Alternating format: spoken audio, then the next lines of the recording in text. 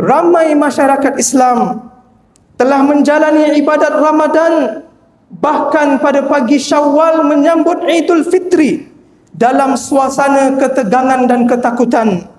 Tidak kurang pula mereka yang dihalang dan tidak dapat melaksanakan ibadah mereka di masjid-masjid mereka.